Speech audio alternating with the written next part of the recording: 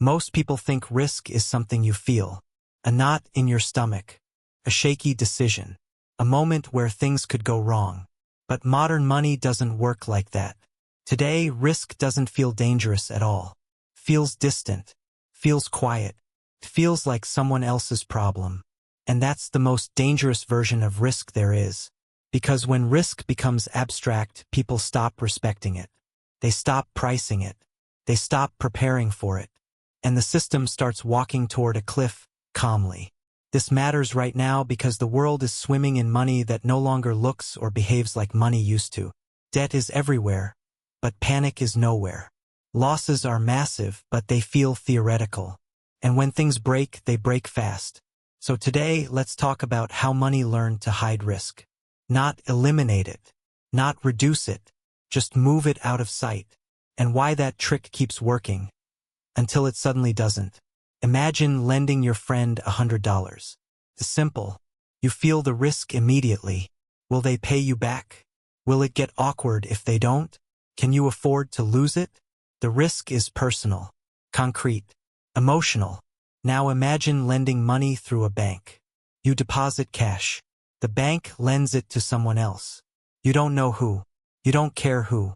You still expect your money back. Risk just became shared. Now imagine that loan gets bundled with thousands of other loans, turned into a product, sold to investors, sliced into layers, stamped with a rating. At this point, nobody is thinking about the original borrower anymore. Risk has been turned into paperwork. That's abstraction. Abstraction is when something real becomes symbolic, when danger becomes math, when responsibility becomes distributed, when nobody feels fully accountable. Money is very good at doing this. Centuries ago, money was physical. Gold, silver, coins. If a king overspent, the gold ran out. If a bank failed, depositors showed up with pitchforks. Limits were visible. Then paper money arrived. Claims on gold instead of gold itself. Already more abstract, but still anchored to something real. Then the anchor was removed. Once money stopped being tied to physical limits, risk stopped feeling physical too. Central banks could create liquidity. Governments could run deficits. Banks could expand credit. All of it looked clean, controlled, professional. And because it didn't feel risky, people assumed it wasn't. But risk didn't disappear. It just moved. Let's slow down and look at how this actually works. When a bank gives a loan, it doesn't hand out existing money. Creates new money. That sounds dramatic, but it's routine. A loan appears as an asset on the bank's balance sheet. A deposit appears as a liability. New money enters the system. That money carries risk. The risk that the borrower won't repay. But that risk is now spread across the system. Depositors, investors, insurers, sometimes taxpayers. No single person feels it. And when risk isn't felt, behavior changes. People borrow more. Lenders lend more. Prices rise. Assets inflate. Because the feedback loop is delayed. Think about leverage. Leverage is borrowing to amplify returns. It makes gains look bigger. It also makes losses brutal.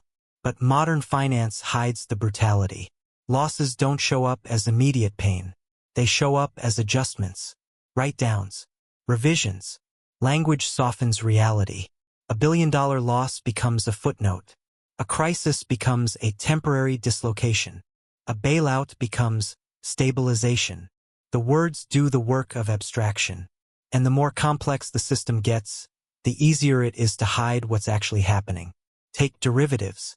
Derivatives were designed to manage risk, to hedge, to protect. In theory.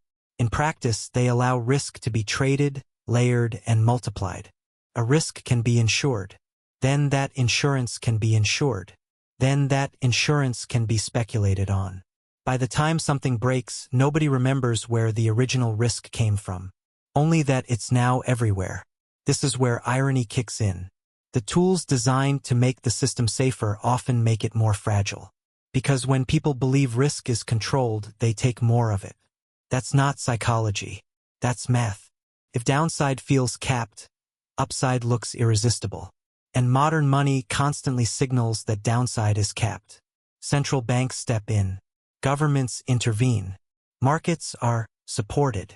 Each intervention reduces short-term fear and increases long-term exposure. This is how risk becomes abstract at scale. Now let's talk about time. Time is the most important ingredient in this story. Risk used to be immediate. Now it's postponed. Debt pushes consequences into the future. Monetary easing pulls growth into the present. The bill always arrives later. This creates a strange illusion. Everything feels stable until it isn't, because instability doesn't grow linearly. Compounds quietly. A small distortion today, another tomorrow, another next year. Each one rationalized, each one justified, until the system reaches a point where it can't absorb another shock. And then something tiny triggers something massive. People are always shocked when crises happen. They shouldn't be. The warning signs are there. They're just abstract. Look at asset prices, stocks, real estate, bonds. They don't just reflect productivity anymore. They reflect liquidity. When money is cheap, prices rise. Not because things are better, but because money has fewer places to go. Risk hides inside valuations. A house doesn't look risky when prices are rising. A stock doesn't look risky when central banks are buying bonds. A company doesn't look risky when refinancing is easy. The danger isn't obvious. It's statistical. And statistics don't scare people. Stories do. That's another reason risk abstraction is so powerful. There's no villain, no single bad decision, no dramatic moment, just systems doing what they're designed to do. Now zoom out. When risk is abstracted, accountability dissolves. Who caused the problem? The borrower? The lender? The regulator? The market? Everyone has a defense. I followed incentives. I managed risk appropriately. I acted rationally. And they're often telling the truth. That's the uncomfortable part. The system can fail without anyone behaving recklessly by their own standards. Because incentives are misaligned with consequences. Risk-takers capture upside now. Losses show up later. Often elsewhere. Sometimes decades later. Sometimes on balance sheets that didn't exist when the decisions were made. This is how moral hazard quietly spreads. Not through greed alone, but through distance. Distance from consequences. Distance from responsibility. Distance from reality. And money is the ultimate distance-creating tool. It lets you turn future effort into present spending. It lets you turn probability into confidence. It lets you turn uncertainty into yield, until probability asserts itself. At this point, you might be thinking, isn't this just how modern economies work? Yes. And that's exactly the problem. The system doesn't collapse because people don't understand it. It collapses because they understand it too well. They know where the supports are. They know who will intervene. They know how losses are socialized. So they play the game. Again and again. Each cycle requires more abstraction to function. More liquidity. More complexity. More distance from the real economy. And each cycle becomes harder to unwind. Because reversing abstraction is painful. It means making losses visible again.